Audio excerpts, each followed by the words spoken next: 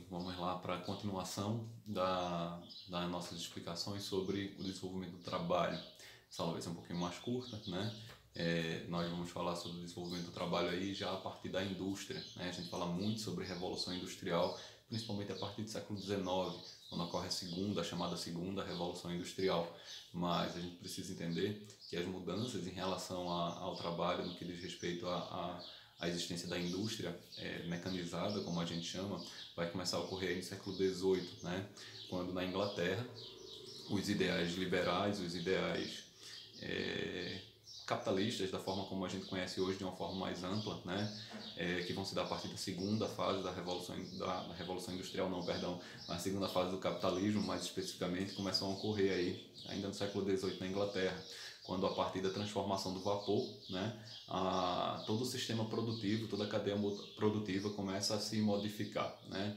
E aí nesse contexto, do século XVIII e século XIX, muito do pensamento está sofrendo uma série de alterações também, né? A gente tem não só o surgimento do pensamento idealista, como também do pensamento materialista, o marxismo propriamente dito, que está surgindo aí em conjunto com o desenvolvimento do pensamento socialista também.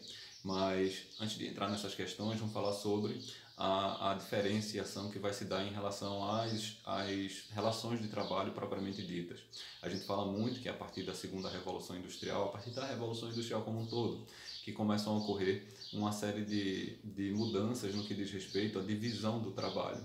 Mas essa divisão do trabalho, ela já se inicia na instalação das manufaturas. É muito comum a gente encontrar em questões, inclusive, a referência à indústria, né? Quando o maquinário que a gente conhece, que vai marcar de fato a Revolução Industrial, ainda não está presente. Porque quando se trata de indústria, se fala na verdade de uma cadeia produtiva em que já existe uma divisão das tarefas, uma divisão do trabalho, né? Se a gente fala dos centros de manufatura, a gente não fala mais do artesão que possui tanto as ferramentas tanto quanto é detentor do produto final. A gente já fala do pagamento, né, do assalariamento daquele indivíduo em relação à venda da sua força de trabalho, mais especificamente, que é uma das grandes características aí dessa primeira mudança, dessas primeiras mudanças. E aí, no contexto dessas mudanças, é preciso que a gente entenda, né, que o próprio pensamento liberal ele tá surgindo aí nesse momento em contraponto ao Estado absolutista, né? O Estado absolutista que vai ser extremamente presente na economia e vai acompanhar esse desenvolvimento da burguesia e da indústria ao longo do tempo, né? O Estado absolutista, que está ali na primeira fase do capitalismo, ele é extremamente regulador, né? Além de ser extremamente protecionista. E aí uma característica interessante da gente fazer o ponto aí com essa forma de Estado anterior ao Estado liberal, da forma como nós conhecemos, né? O Estado democrático, republicano, enfim, é que basicamente nós temos não só um acompanhamento desses ideais liberais iluministas ao longo do desenvolvimento do Estado, mas que os próprios Estados vão se desenvolver diferentemente, mesmo aí no século XIX, da segunda Revolução Industrial, né? Mesmo após o advento de um fortalecimento, digamos assim, de uma ampliação da divisão do trabalho, né? Com o modelo taylorista e toyotista, mas essencialmente nós temos estados que vão se desenvolver de forma diferente em diferentes locais do mundo, né? Nós temos que, por mais que se defenda muito a ideia de um estado não intervencionista nesse momento, né? A gente fala muito dos ideais de Adam Smith, mas a gente precisa lembrar que existe um outro teórico também aí chamado David Ricardo, que, a bem dizer, esses dois indivíduos vão formular as bases do pensamento liberal, do liberalismo econômico mais especificamente, né? Apesar de existirem outros nomes, como o próprio Thomas Malthus, que vai ser um dos indivíduos, um dos intelectuais que vai integrar esse pensamento através das suas teorias de controle populacional. Nós consideramos que mesmo essa ideia do Estado não intervencionista, mas os Estados vão acabar se vendo na necessidade de ser protecionistas em relação ao que produzem. Por quê? Nem todas as nações estão se industrializando aí nessa época, né? E essas nações que estão se industrializando precisam proteger o que produzem para que não seja gerada cada vez mais concorrência. Então vão preferir a proteção dos seus produtos, obviamente, do que se produz dentro daquela nação, né?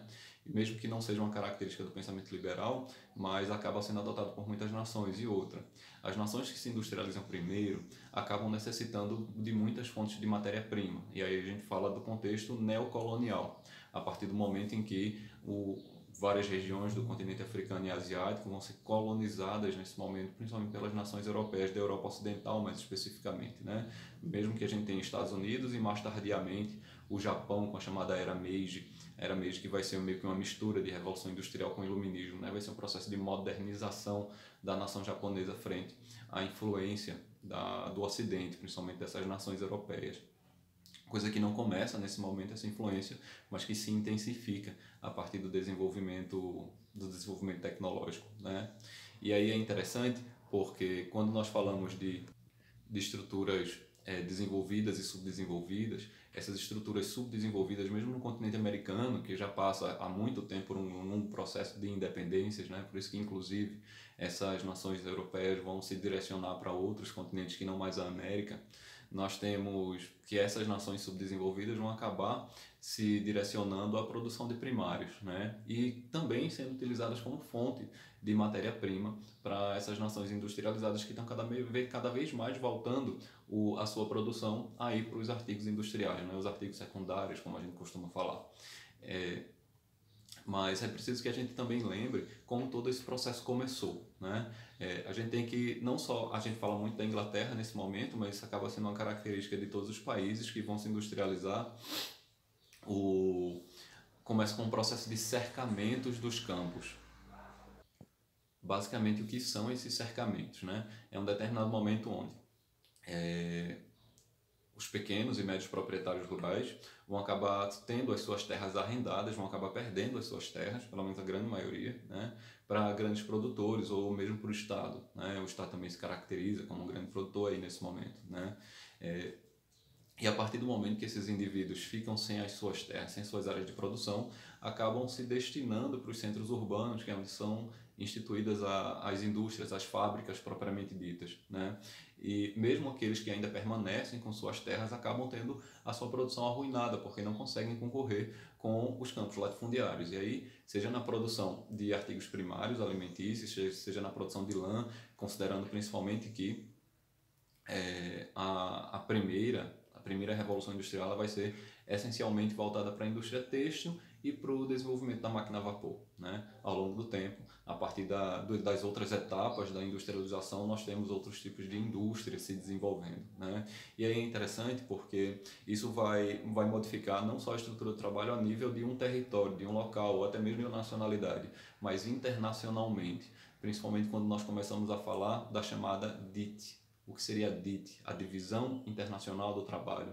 Basicamente, a DIT se configura nas relações internacionais entre as nações, de quem produz o quê. E a gente não fala da Divisão Internacional do Trabalho apenas durante a Revolução Industrial, as revoluções industriais, né? A gente fala da Divisão Internacional do Trabalho lá desde o processo colonial clássico, quando a América estava sendo colonizada. No primeiro momento, nós temos aquela relação do pacto colonial ainda muito forte, né? Da metrópole e das necessidades da metrópole e da colônia. E a DIT, a partir da industrialização, das nações que são industrializadas e das não industrializadas. E ao longo do tempo nós falamos das relações entre nações desenvolvidas e subdesenvolvidas. Mas como isso se configura, como essa divisão internacional do trabalho se caracteriza?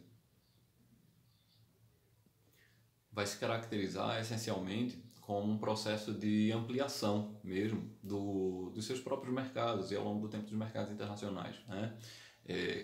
No caso da relação metrópole-colônia, nós temos ali a metrópole direcionando tudo que vai ser produzido, tudo vai atender às suas necessidades especificamente, não que seja muito diferente em relação às nações desenvolvidas e subdesenvolvidas posteriormente.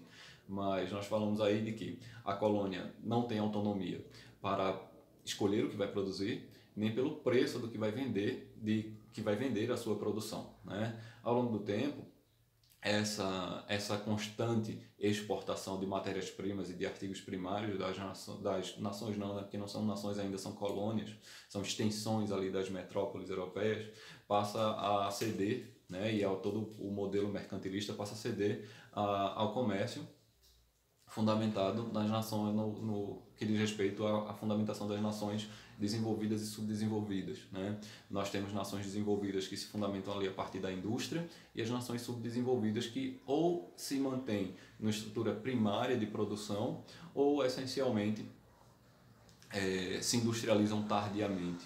E aí é interessante quando a gente pega o desenvolvimento do pensamento filosófico e sociológico da época, a sociologia também está surgindo aí nesse momento, né?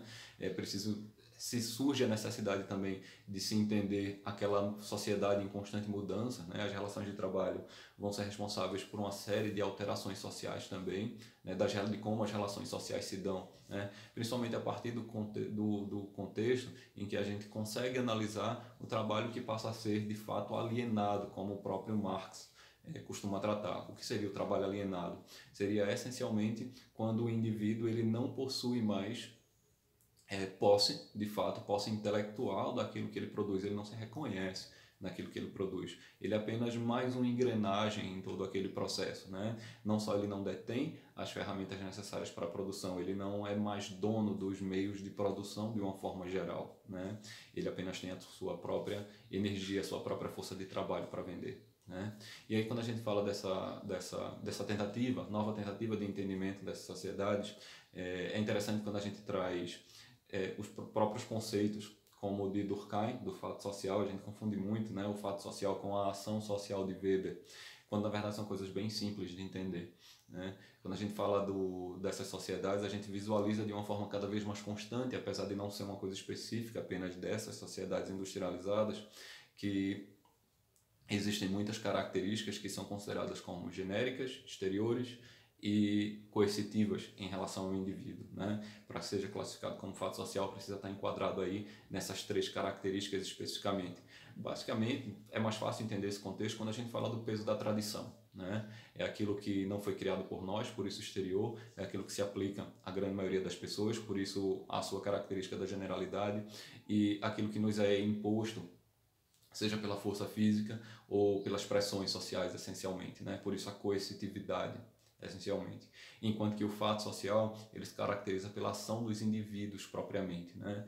É algo que eu faço, mas na esperança de que vai existir uma reação positiva, não necessariamente positiva, mas na maioria das vezes se espera isso, pelo menos, né? A gente imagina que espera reações positivas em relação ao que nós fazemos, a forma como nós agimos, pensamos, enfim, né?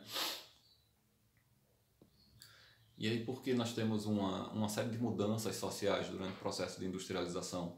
Um pouco anteriormente nós falamos sobre o processo de ida das pessoas do ambiente rural para o ambiente urbano, né? Esse êxodo rural vai acontecer essencialmente aumentando, obviamente, os ambientes urbanos, né? Fazendo com que as pessoas vivam esse aumento da urbanização. Ele vem justamente por conta de todo esse processo de ida da população do campo, de fato, para as cidades, né? E tudo isso a gente precisa lembrar, né, que se inicia não só com aquela relação capital e trabalho das revoluções liberais que vão ali acontecendo a partir do século XVIII, né? A gente fala tanto das revoluções inglesas, a gente fala da Revolução Francesa, a própria Revolução Industrial é um fator disso, mas a gente precisa lembrar que uma coisa antecede a Revolução Industrial e ela é responsável por essas últimas características que a gente falou, né? A questão do êxodo rural, dos cercamentos e tal, que é a chamada Revolução Agrícola. E é interessante a gente não confundir, porque vão existir 2 grandes revoluções agrícolas na história, pelo menos da forma como a gente considera nessa historiografia mais tradicional, né? A gente tem aquela Revolução Agrícola do período Neolítico, né? Que vai marcar a sedentarização das populações nômades, né, pré-históricas, assim como a gente fala dessa revolução agrícola aí que vai proporcionar não apenas um ambiente de produção tanto de artigos primários para o estabelecimento dessa sociedade burguesa liberal, assim como vai proporcionar também uma grande quantidade de mão de obra disponível nos centros urbanos, né? vai ser relacionada a esse encaminhamento. E aí, nesse período também, é quando surgem, justamente por conta dessas grandes aglomerações urbanas, uma série de novas ideologias que vão começar a contestar a situação vigente. É quando a gente fala, como a gente citou anteriormente, bem rapidamente, o socialismo, a tradição anarquista, entre outras, né? Mas isso é um assunto de nossas próximas aulas. Até lá!